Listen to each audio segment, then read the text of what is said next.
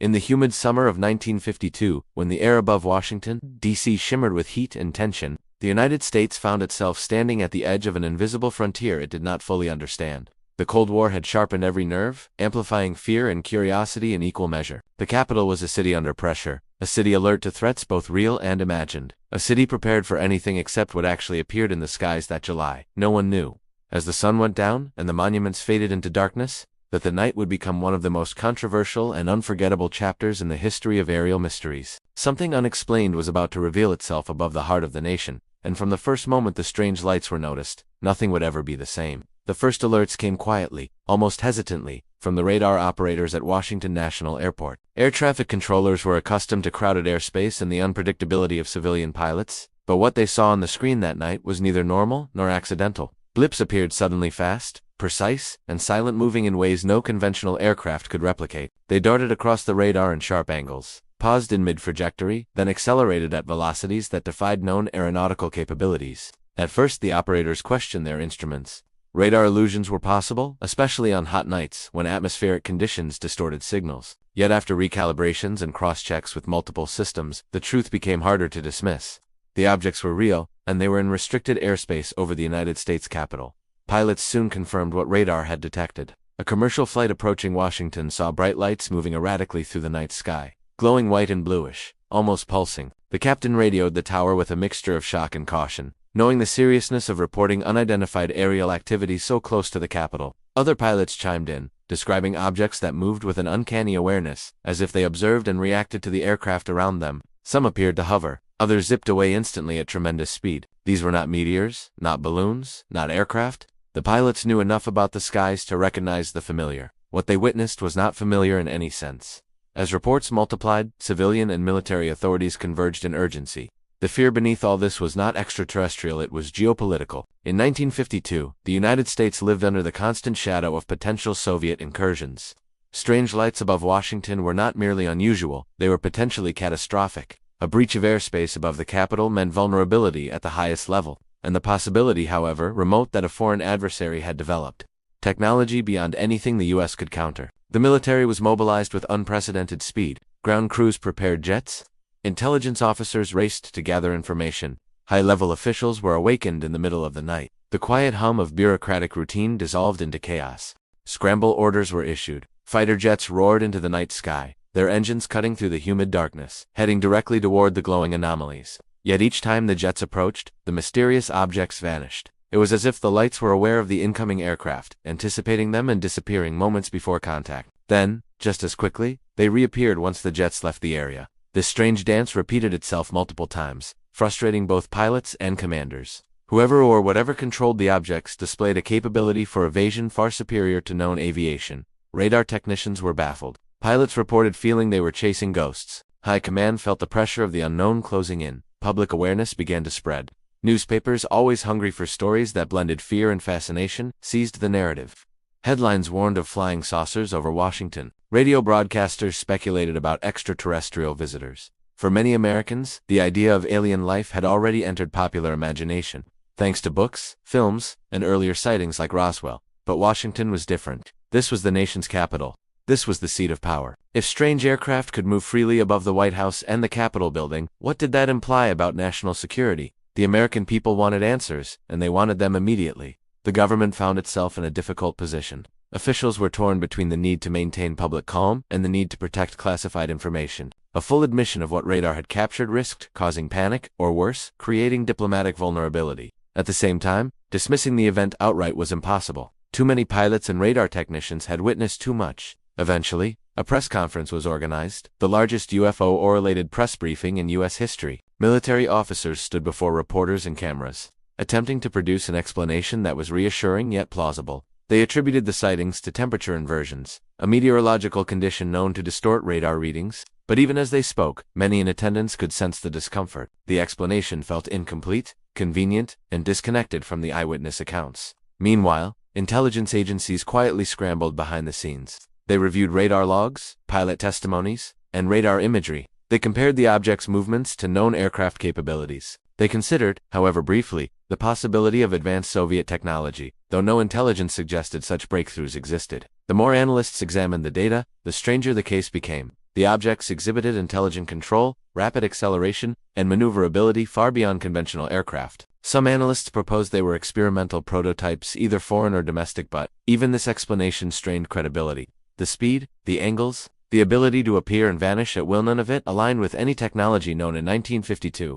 For the pilots directly involved, the memory of that night left a deep impression. Some described the experience as surreal, watching bright objects dance across the sky with impossible grace. Others confessed to feeling fear, a rare admission for highly trained aviators. They were trained to confront threats head-on, yet how could they engage something that outmaneuvered them at every turn? A few pilots privately believed they had encountered something non-human, though such opinions were rarely shared publicly, for fear of ridicule or professional backlash. But their testimonies, preserved in logs and interviews, continue to echo through history. In the days that followed, the objects returned. 1 week later, more lights appeared over Washington, triggering a second wave of panic. Radar systems lit up with new blips. Civilians on the ground reported glowing spheres drifting across the sky, some hovering low enough to be seen from porches and city streets. Telephones at newspapers and police stations rang non-stop. Fighter jets were scrambled again. And once again, the unidentified objects showed the same mysterious behavior, appearing, disappearing, accelerating, hovering, and seemingly observing. This second incident cemented the Washington sightings as a national phenomenon. It was no longer an isolated event, it was a pattern. As the tension grew, theories multiplied. Some sought comfort in the familiar, insisting the objects must be atmospheric reflections or experimental aircraft. Others embraced more imaginative explanations, believing extraterrestrial visitors had chosen Washington, D.C. as a symbolic destination. Rumors spread that the objects had hovered directly above restricted areas, as if studying humanity's centers of power. Speculation thrived because information was scarce, and in that scarcity, imagination filled the void. The government's cautious silence only intensified public uncertainty, suggesting to many that officials knew more than they were willing to reveal. Behind closed doors, the military and intelligence communities grappled with difficult questions. If the objects were extraterrestrial, what was their purpose? Observation, exploration, surveillance, and why Washington? If the objects were foreign technology, how had another nation leaped decades ahead in aeronautical development without detection? And if the objects were some kind of natural or atmospheric phenomenon, how could they produce consistent radar returns and be witnessed simultaneously by trained pilots? The lack of definitive answers left even the most rational minds unsettled. The Washington sightings also forced officials to confront the limitations of human understanding. The skies had always represented possibility, mystery, and danger. But in 1952, humanity was stepping into a new age, an age of atomic power, rockets, satellites, and global surveillance. As scientific understanding expanded, so did awareness of the unknown. The Washington UFO Wave became a symbol of that uneasy transition, reminding the world that progress did not eliminate mystery. It amplified it. The more humans discovered about the universe, the more questions emerged about what remained hidden. As days turned into weeks, the sightings gradually diminished. The glowing objects stopped appearing on radar. Civilians resumed their normal routines. Pilots reported cleaner skies. The government's explanation, temperature inversions, stood as the official narrative.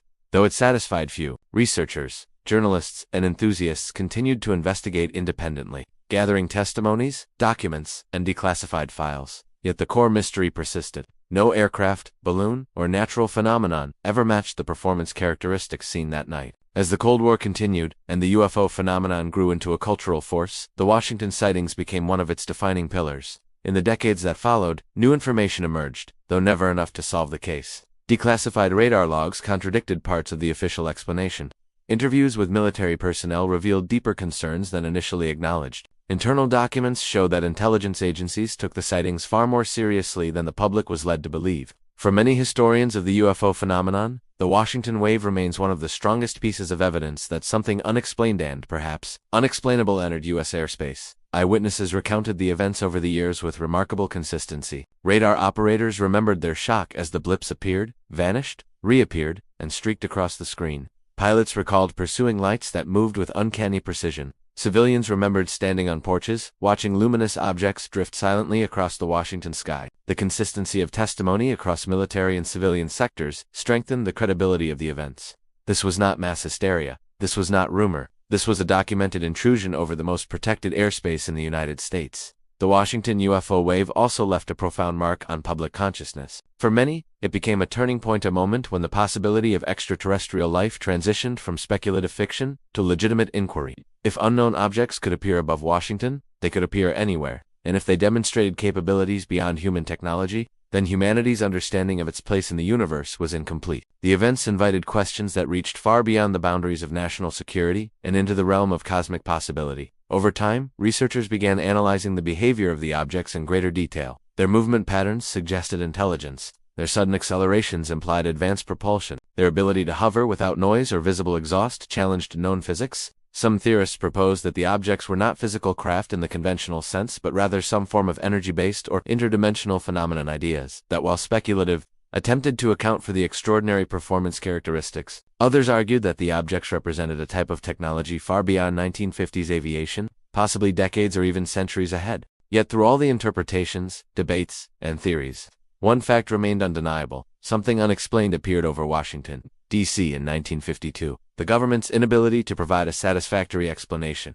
allowed the mystery to endure, and the mystery grew larger as the years passed. For some, it became evidence of extraterrestrial visitation. For others, it signaled a gap in human understanding of natural phenomena. For many, it was both a warning and an invitation, a reminder that the universe holds secrets humanity has yet to uncover.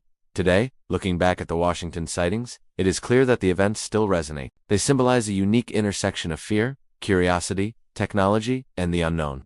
They reveal how governments struggle to communicate uncertainty in moments of potential crisis. They demonstrate how the public reacts when confronted with mysteries that challenge established frameworks. And they remind us that the skies, despite advances in science and surveillance, remain vast, unpredictable, and filled with possibilities. As modern technology advances, satellite imaging, military sensors, infrared cameras, high-resolution radar, the UFO phenomenon has evolved into the broader concept of UAPs, unidentified aerial phenomena. New sightings have emerged, some with evidence that rivals or surpasses that of 1952, yet even with modern tools, the same questions persist. Where do these objects come from? What do they want? Why do they appear when they do? And, perhaps most haunting of all, how much does the government truly know? The Washington Wave remains a cornerstone of this modern exploration. Its legacy is not merely the sightings themselves, but the profound questions they forced into public discourse. If advanced unknown craft could appear over the Capitol, then humanity's understanding of its own security, its own technology, and its own place in the universe was incomplete. The sightings forced scientists, military officials, and civilians to confront the limits of their knowledge and to consider possibilities far beyond conventional thinking.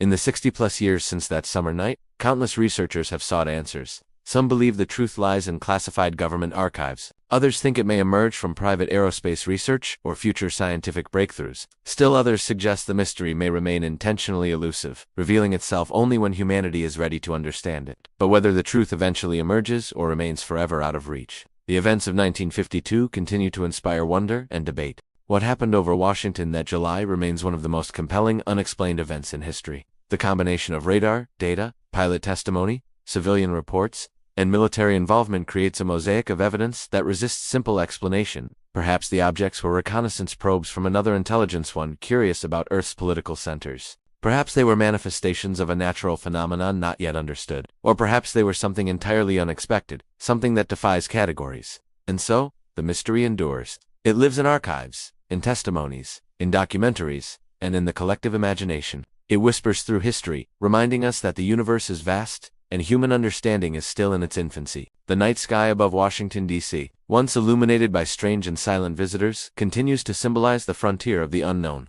For as long as humanity gazes upward in search of answers, the events of that summer will remain a beacon, an invitation to wonder, to question, and to explore. And perhaps, somewhere beyond the reach of our understanding, the same lights that appeared in 1952 continue to watch, waiting for the moment when their purpose will finally be understood.